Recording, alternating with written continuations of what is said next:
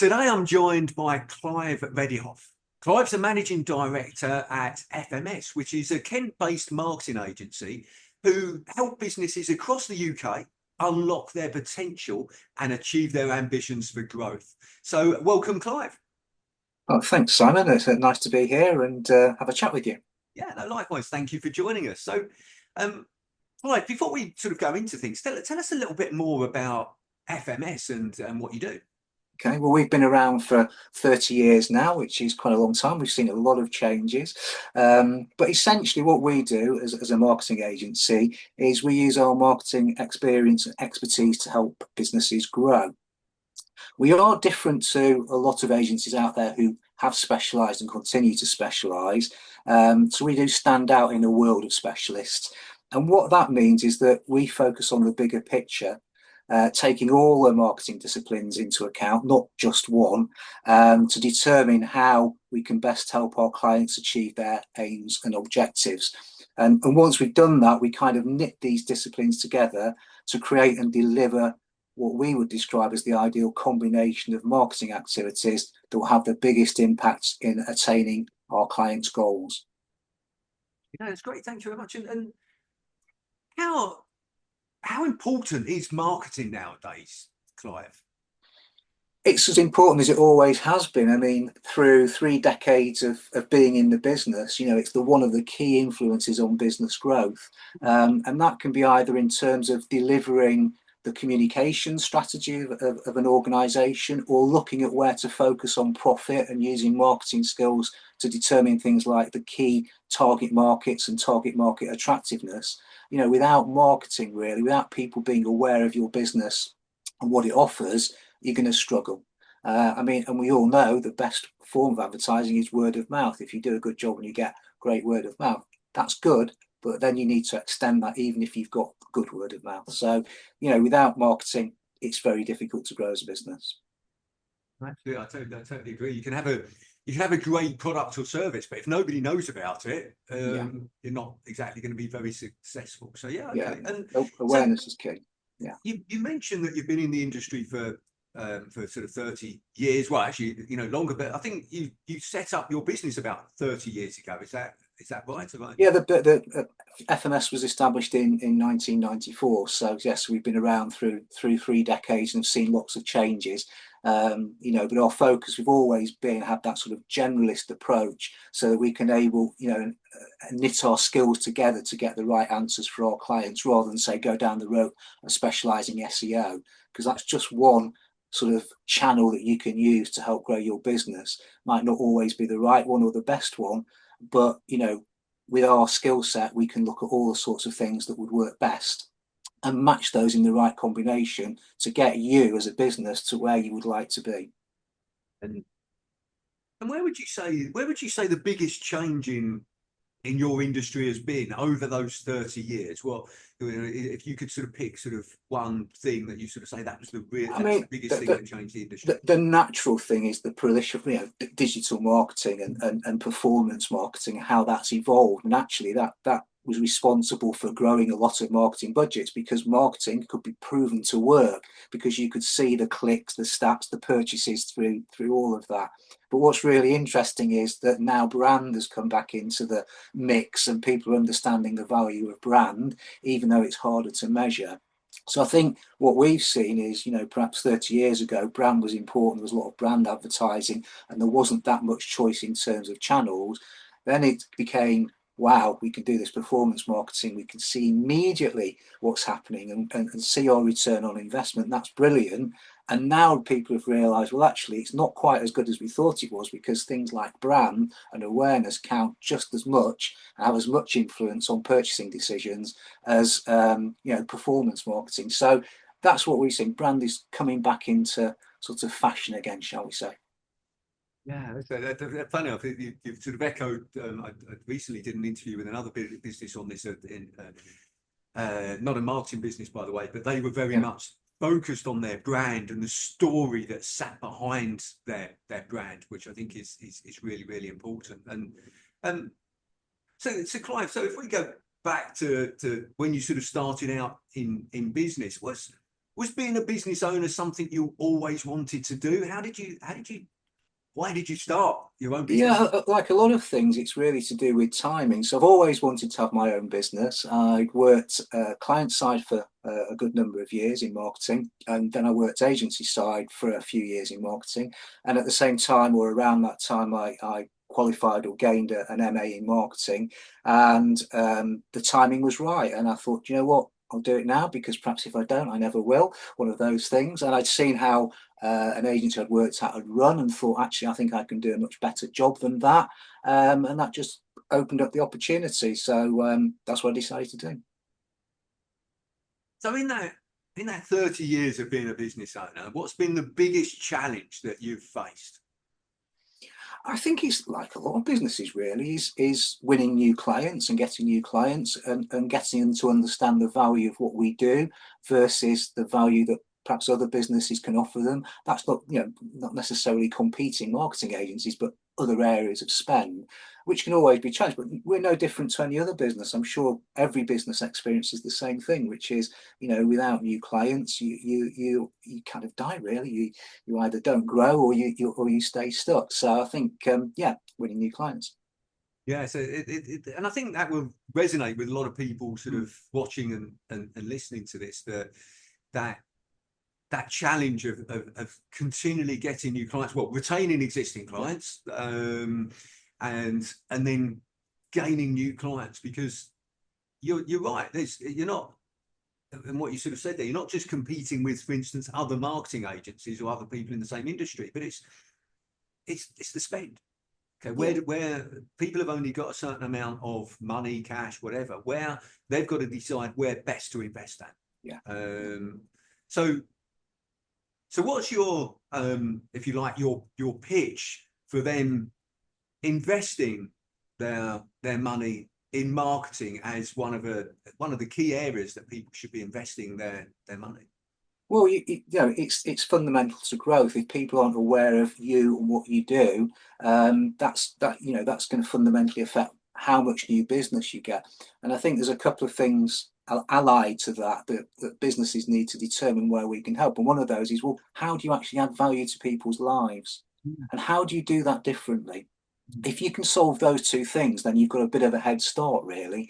So, if you can solve a customer problem, you can make their lives easier or better, and you do that differently to somebody else, that's a really good starting point. Then you need to get the word out there.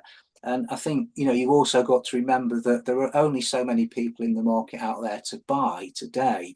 And so you need to look at the future, and building awareness. And, there is an optimum balance really between that performance marketing I was talking about to get your, to business today, and also looking at the future business. So you can have one eye on today and another eye on the future.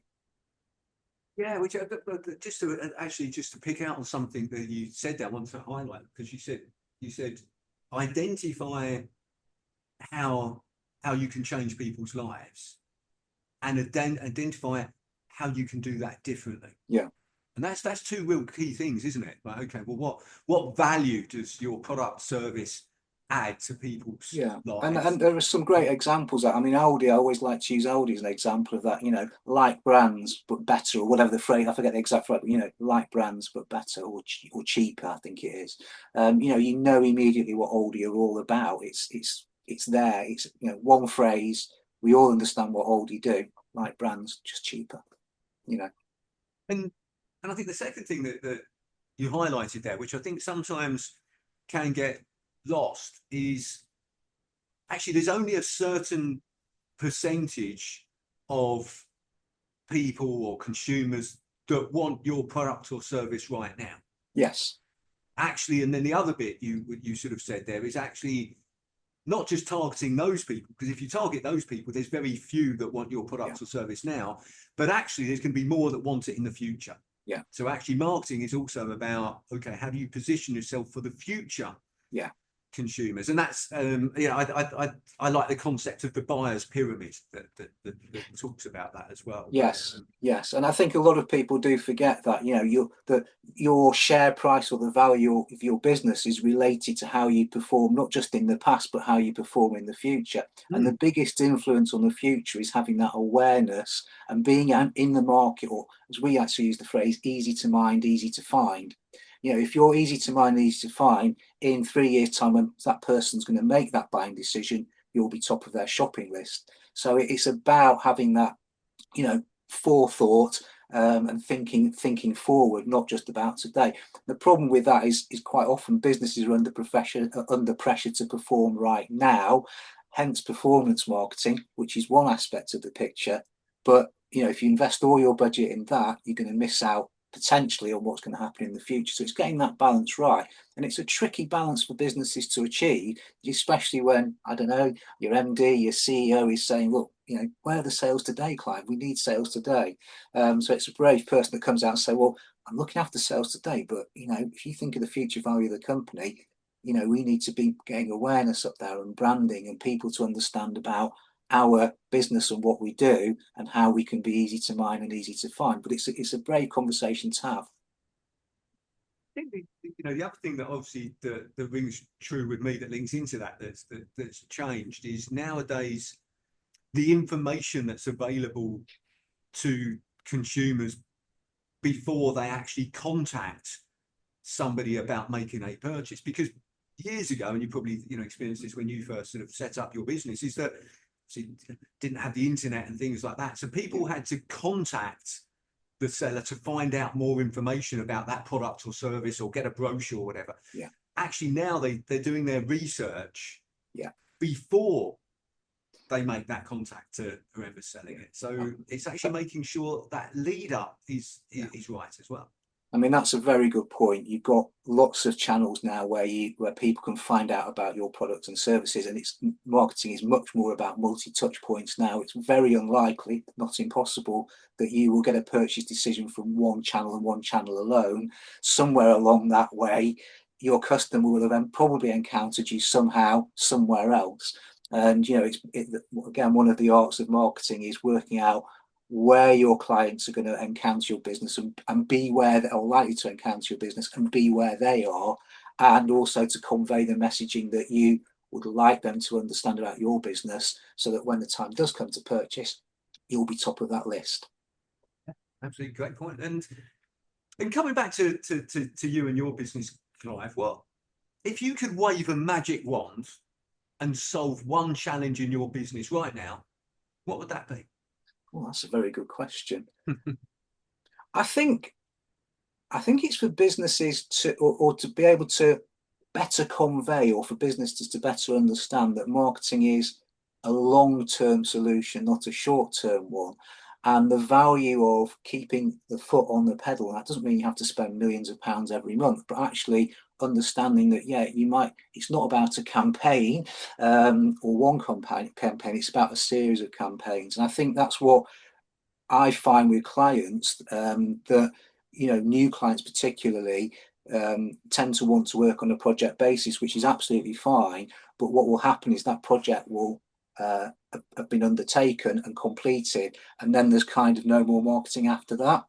So I think it's just that understanding, really, that marketing is something that should be ongoing and should be at the forefront of everything, and it should be a longer term perspective. And I think if potentially clients could understand that a little bit more, then I think it would benefit their businesses, and also makes our lives a little bit easier, because we of course already know that. It's just getting understanding from our clients that's the case, really. And I get that. It's that continuity, isn't it? That consistency of of giving a message, rather than doing loads of stuff, then not doing anything. Then loads of stuff, then not doing anything. It's about there are lots of studies out there that show that being consistent with your brand assets and consistently promoting or marketing pays real dividends in the long term. You know, there are lots of statistics to support that. But as I say, with business pressures as they are, quite often performance marketing, what are we getting in today? What have we got coming in the next 3 months? Pitches the balance towards that. So some businesses spending like 90% on that and forgetting about the future. And being easy to mind and easy to find. That's where they really need to concentrate more of their efforts and get that balance in their budget back. That's part of that. The way the market's changed as well, as we were talking earlier. And I do mean that, well, not just the market, the world has changed in terms of things are a lot more instant now, aren't they? Yes. Therefore, we expect things more instantly. You just look at Amazon, for instance. We can order something, it can be with us this afternoon. Yes. Everything is more instant. Yeah. I guess that reflects in other industries and business as well. We want things instantly. I think we're all impatient, and I include myself in that. You don't like the tune, you move on to the next one. You don't like the radio station, you move on to the next one. You don't like the podcast, and so on and so forth. We are all spoilt with having that instant availability, and that does influence people's judgment when it comes to business and marketing. That didn't work, so we need to switch it quickly. Well, do we need to stop and think, maybe give it a week or two, see what happened? Not say that we need to move to that channel because it worked better, but say actually the creative was different there, or perhaps our message isn't being understood, or we're not doing things in the right way. So I think we are all tarred by that, me included, that we expect an immediate response, or we expect to be able to do things immediately. And whilst that's a great benefit, I think you have to have a sort of caveat with that and think, well, what is this really telling me? Should I do that now, or should I just wait and see a little bit longer? But that immediacy can tinge our judgment and give us the wrong perspective on occasion. Yeah, you've just shared one of my biggest frustrations with my two daughters, in that when they're playing music, I never hear the end of the song. Yeah. I'm listening to the song, and suddenly it gets changed to the next one, suddenly gets changed to that, so the next one. So that's a great example that you shared. It really resonated with me there in terms of, yeah, you're right, absolutely. Yeah. And so what would you say that your biggest learning has been since you've been in business, Clive? I mean, I think one of the biggest things for me has been, don't strive for perfection. Now, that might sound a little bit odd because we all want to be perfect, don't we? But sometimes getting things done is better than getting things perfect. And there's this thing, minimal viable product, which you may have heard of, which is basically getting something that's good enough to help your customers and solve a problem. And what you can do is you can launch that, or test it if you like, get feedback on that, see how it works, and then you can perfect it. So you've got this minimal viable product, where I think that's a really useful thing to remember and to take advantage of, because naturally we're all professionals, we strive for perfection, but that's not always the best route forward. And actually getting something done and getting something that's pretty good and is out there is much better than saying, well, I need to do this, I've got to add that, I've got to get it perfect. So that sort of idea of the minimum viable product, I think, is something that is really sort of useful, and is something we use an awful lot to make sure that we get something out there that's good, that we can get feedback on and then perfect. I think that's the main thing.